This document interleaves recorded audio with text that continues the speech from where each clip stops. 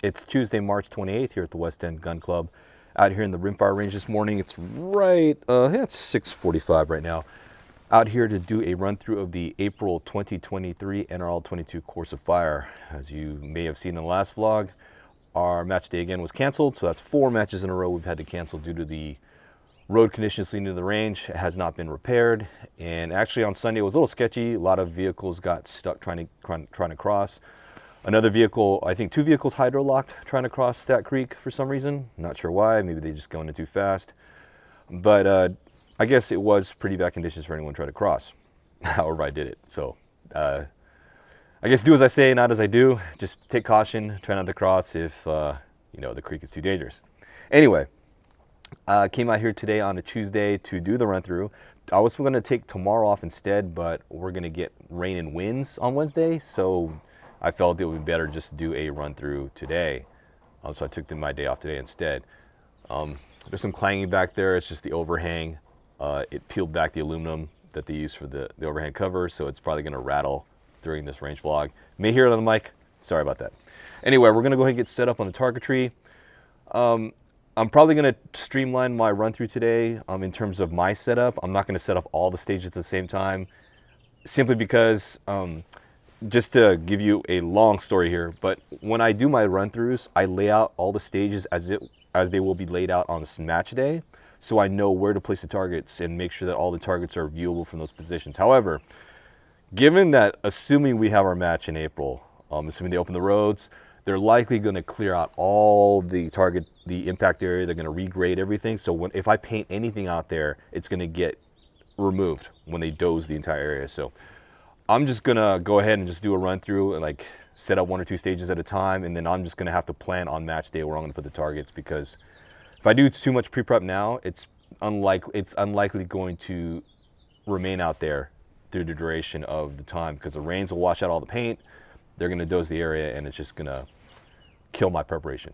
Anyway, let's go ahead and get stuff set up, and we'll start shooting.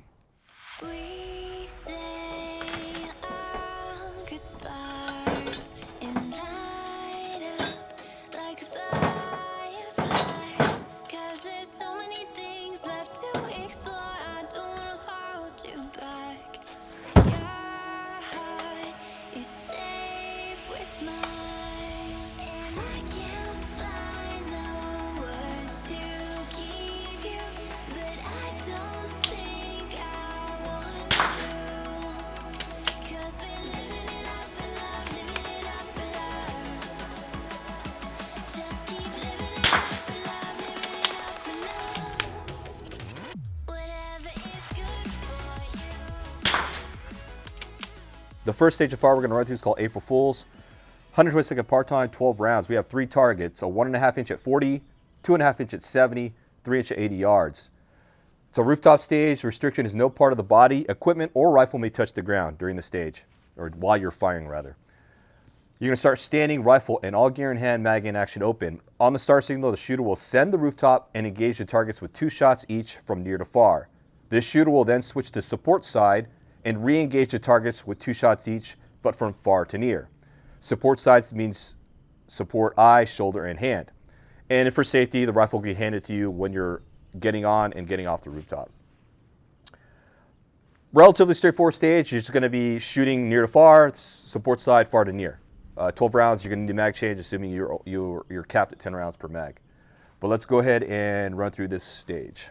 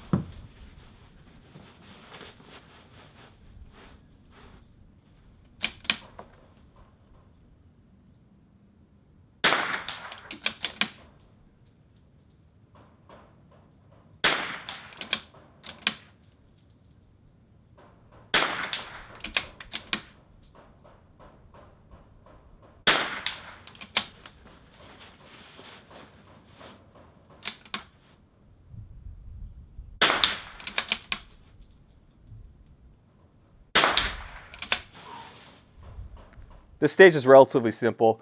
Not much to say here. It's just support side will be a little bit more complex for some people who are not used to shooting support side because we're at an incline on this rooftop, and so you might have issues trying to get your rifle supported with the bag. I used the pump pillow. It might have been easier for me with the mega bag, but I mean, just make your equipment work and you'll be fine. Just get the gun stable.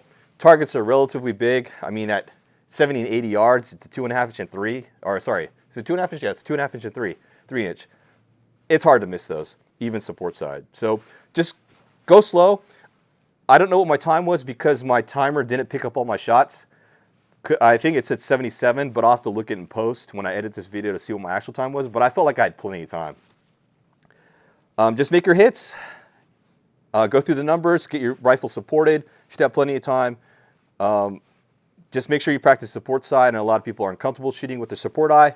Just try to get, practice getting a good cheek weld, and you should be good to go on this stage. But let's go ahead and move on to the next stage of fire. Next stage of fire we're going to run through is called I'm All Ears, 120-second part time, 10 rounds. 2 targets, a 2 inch at 55 and a 4 inch at 90 yards.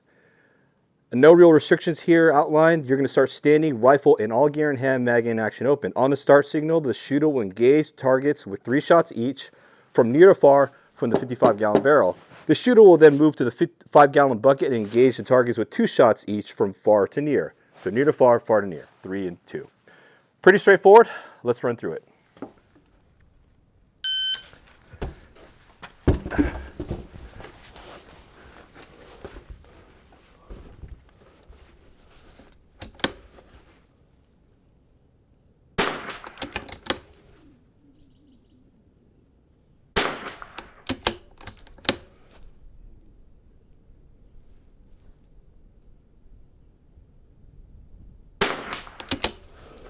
Got some wind out there.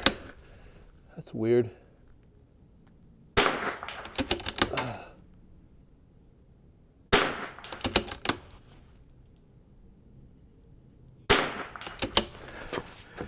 Far to near. How am I going to shoot this?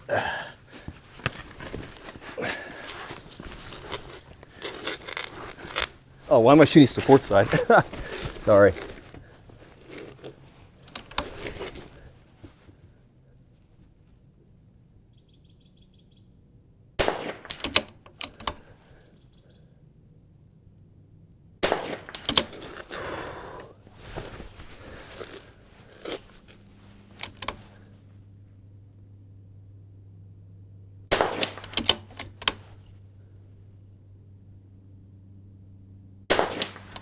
Whew.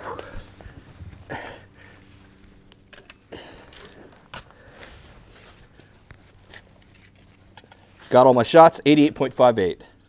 This stage is relatively simple. I almost made it hard for myself because I was going to do a support side on the bucket, but you don't have to do that. Yeah, it's really straightforward. A 4-inch target at 90 is really easy to hit, so you're not going to miss there. And it's a 2-inch at 55, which is relatively large. As you can see, I'm actually running my ground pod because I forgot to bring my sky pod with me. I don't know, I left it in my other gun. I thought I had it in this bag, but anyway, running the sky pod because, running the ground pod because I like this one for speed because it's easy to actuate the legs. It's really fast to adjust the legs. So that's why I'm using this one today as opposed to the T-back. But as you can see here, I just brought the bipod all the way up to the close to the gun or to the mag well so I can use a bag here to support it. So basically I'm just shooting bench rest at this point, right? And I put the bag somewhere underneath the pistol grip because I don't have much room to put it under the actual bag rider, but I just kind of leveled it here on the Matrix Pro. But I would put it, if you don't have like this kind of design stock here and you only have a pistol grip, put it under the grip. Anyway, shot this, relatively simple, then just transition to the bucket. I end up running the ground pod on top of it. Some may elect to do run the bag here and put their gun on the bag. I shot a sitting position because we're shooting at an upward angle. I would probably still shoot a sitting position if it were flat ground level. Shouldn't be too big a deal. And just use your bag or whatever for your support, elbow support, and you should be good to go. But this stage is pretty easy. And I finished with, I think 88 seconds on the clock. So you got plenty of time. Let's go ahead and move on to the next stage. Next stage we're running through is called Let's Get Hopping, 120-second part time, 12 rounds. We only got 1 target to 3-inch at 100 yards. No real restrictions here. This is the bonus stage, so if you finish with extra time on the clock before part-time, then you will get a 1/10 of a bonus point per second remaining. You start standing, rifle, and all gear in hand, mag in action open. On the start signal, the shooter will engage the target with 3 shots from each tank trap tip and 3 shots from the center of the tank trap. The shooter may select which position order he or she wants to shoot. Pretty straightforward. Just have a mag change if you're one of us Cali folks or in another state that is restricted to 10-round mags. So have your second mag ready if you're in one of the situations, and just figure out where you're going to do your mag change. Just a tip, since you're allowed to shoot in any order, most people will want to shoot the center of the tank trap tip because that'll give them the most stable position, and they can do a wind call like on the outset of the stage. So that's probably what I would do. So I'm going to go ahead and do that first. But let's go ahead and run through this stage.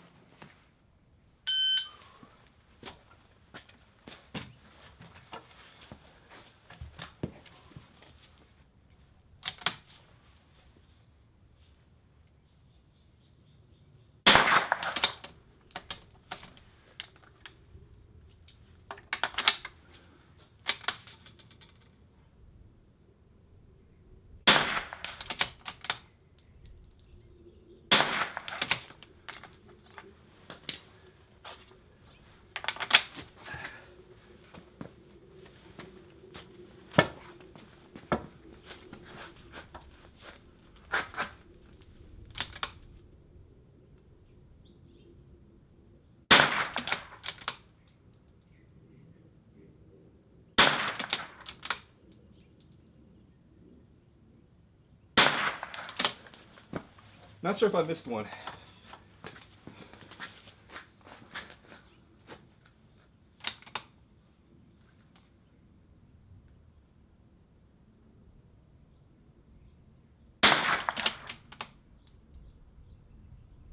I think I missed that one.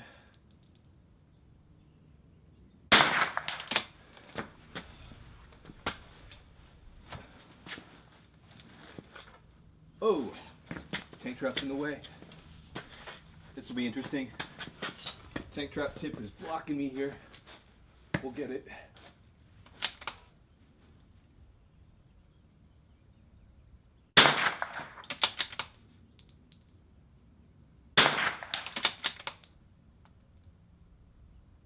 I think I missed a few rounds. We'll see it in post.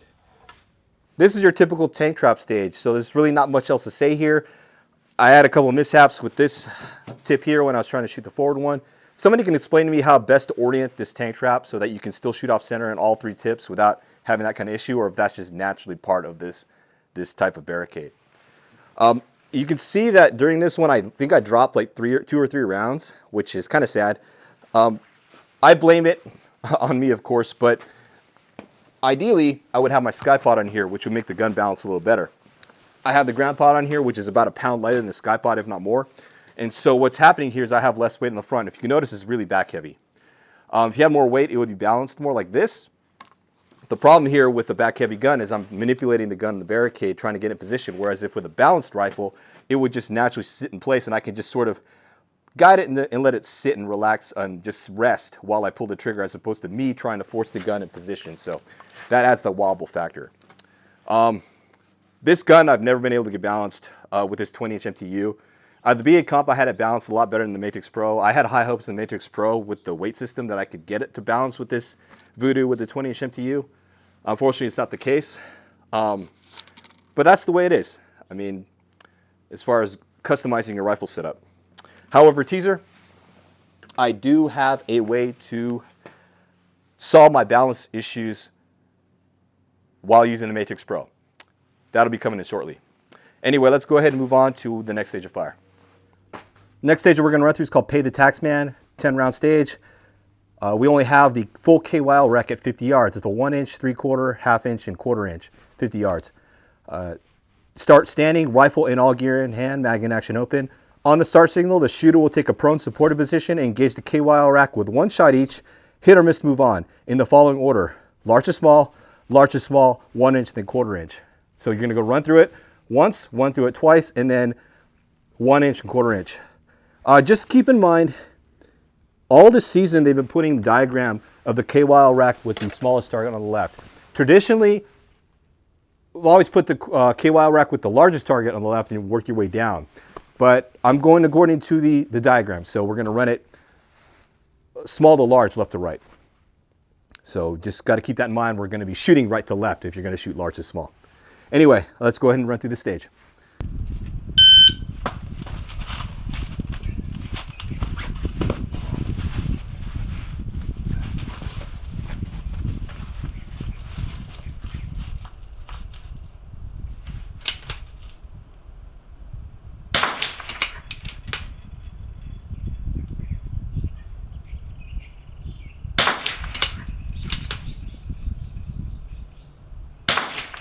Barely nicked that one. Where did it hit?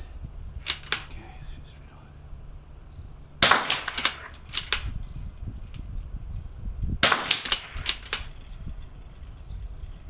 Just gotta wait for the target to settle. See, I don't like it when it sways side to side. I mean, it is a relatively big target, but any little bit counts. Now, we're going to go 1 inch and 1/4 inch. Got plenty of time. We'll just let that settle, and then there we go. Clean. 67.27 on the clock.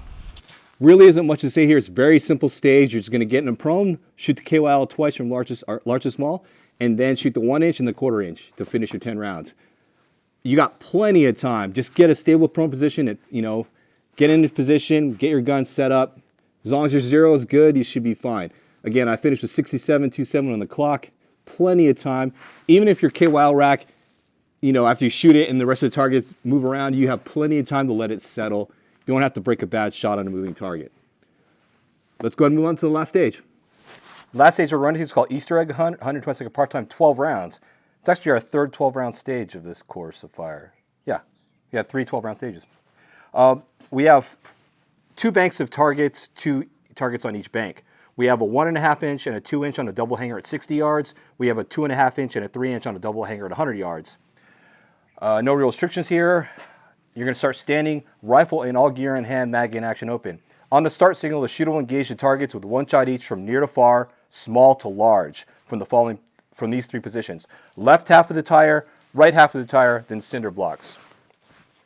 So before we begin, I usually just bisect it down range, just down the middle, and if you're on either side of this, you should be fine. I've heard people decide to put an X here, and that would define the right and left, and this would still be the center. I think for the sake of difficulty for newer shooters, I would just like to just bisect it down the middle. Just stay on either side of this divider line, and I'll call that left and right. That's just me. I want to make this beginner friendly as possible, so that's how I'll run it. But just keep in mind, it's near to far, small to large. I mean, in previous stages in courses of fire, it's often that you'll do large to small, but this one's small to large, so just make sure you keep that in mind. That's the only kind of tricky aspect of this stage in this course of fire. But let's go ahead and run through this and see how it goes.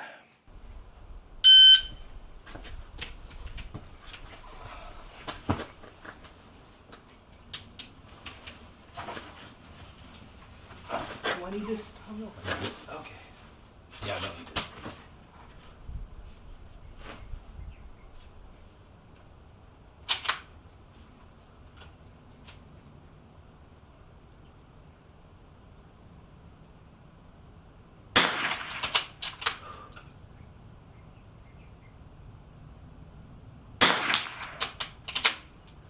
Wow, it's very unstable.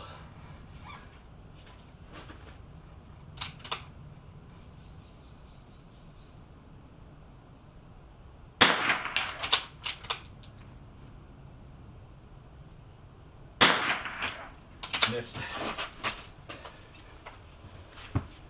And my mic just got caught in there. Not good thing.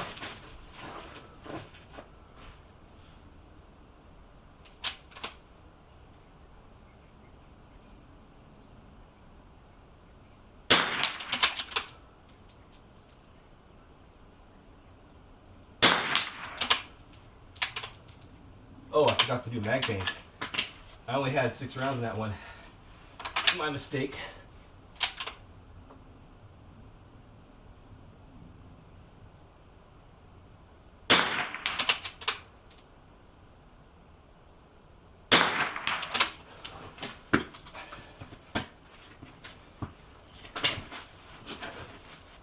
I got like 20 seconds maybe.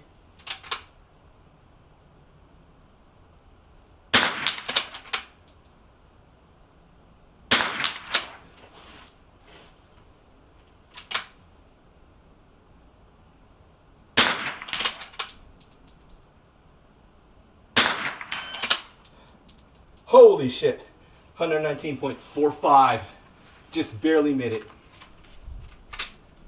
That one's actually harder than I thought. You can see here, finished with 119.45, 12 rounds, just came in under clock. This stage of fire is going to be moderately difficult for some people.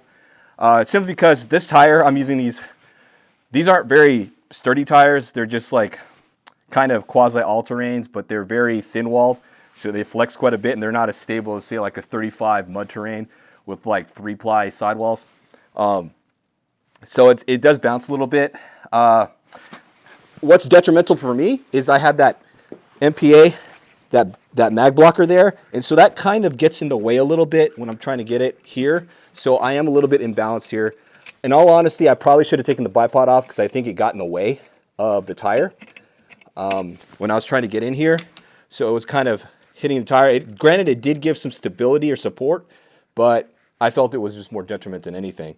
I think I dropped 1 round for sure on the large target at 100, but I didn't use my pump pillow because we are shooting at an incline, and I have just enough where I could get my knee up and still support it with my support elbow without a bag. So I think what you're going to find with our range at the West End Gun Club, you won't need a pump pillow. You should be fine just getting your body down. Get that right leg up, support your gun, and you should be good to go. If we were shooting flat ground, for sure, you would need a pump pillow to get that angle on the flat ground. But we're shooting incline, so this stage is actually going to be a little easier than most other ranges. But you're just going to have to deal with this wobbly tire. And crap, hopefully my mic didn't unplug.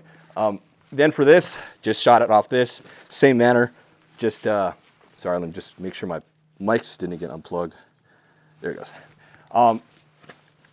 Yeah, same manner, just got my bag on here, rested the gun, got on the target, and just kind of adjusting my gun's angle accordingly. Again, if you're shooting flat ground, you won't need, I don't think you'll need a pump pillow for this one either, but definitely need to get down on this. Some people may have problems with this, taller folks, shooting at the up angle, so they may have to go with a quasi kind of double kneeling squatted prone type position where you're like kind of scrunched on the gun. But personally, I was able to get it like this. And if all honesty, I would rather shoot like this with my support arm on my knee and cant my head to the side. That's not a really good way to shoot for consistency, but for stability, I'll sacrifice a tilted head sight picture in shooting this manner rather than shooting like this, because now you're forcing your gun into the barricade and you may get induced wobble. But anyway, try it out at home or your home range or whatever and see how that goes. But this is probably the hardest stage of this entire course of fire. But that's it. Let's go ahead and start packing up all the barricades and start getting out of this range. The April 2023 NRL22 Course of Fire, I feel, is a good beginner course of fire. There's one moderately difficult stage, which is that tire and cinder block stage.